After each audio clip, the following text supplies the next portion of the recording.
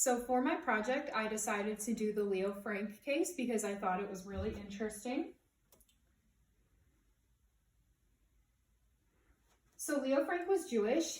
His hometown is originally in Texas, but he spent a majority of his childhood in New York, and he moved to Atlanta to work for the National Pencil Company along with his uncle.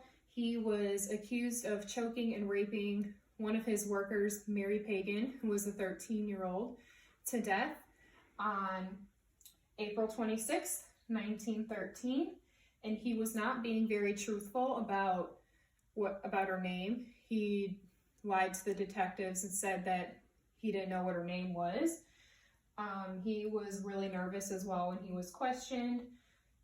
First, they actually didn't think that he was the suspect, and he was arrested on April 29th, 1913, and eventually was executed.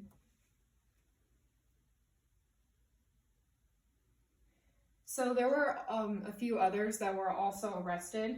The first one is Arthur Mullinax, who was arrested because he was seen with Mary the night before. John Natt was a former staff member, and he was also arrested. And a few of Mary's co-workers were also arrested, and their names were Gordon Bailey, Newt Lee, and Jim Connolly. And Newt and Jim we will learn about in a minute. Leo was not very apologetic during the trial. He really just didn't seem to care. He was originally supposed to be executed by the judge, and then the governor at the time, John Slatton, changed his sentence from death to life in prison, which caused protests. So John Slatton actually moved away, and then Leo was also assaulted by somebody else in jail. He was actually stabbed in the throat, and he had to get surgery.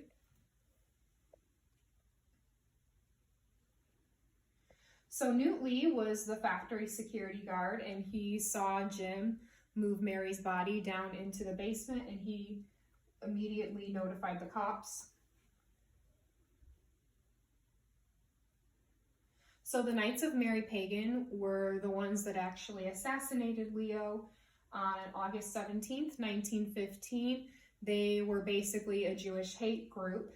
They grabbed him from jail and hung him because they did not like the governor's decision. They were not punished at all, and the KKK basically reformed because of this case and caused many Jewish people to leave. So Jim Connolly was the custodian at the factory. He was arrested because he was caught trying to get rid of bloodstains off of his shirt, and he stated that Leo was the suspect, and he actually was the one that put Mary's body in the basement, and he got away with it. So Alonzo Mann was one of Leo's former workers. He was 14 at the time, and he actually saw Jim put Mary's body in the basement, and he was told not to say anything, otherwise he'd be dead.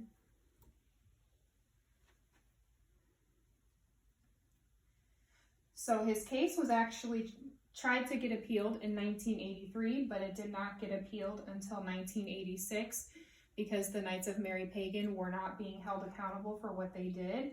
And then William Smith was Jim's legal advisor, and he explained that Leo was not a suspect.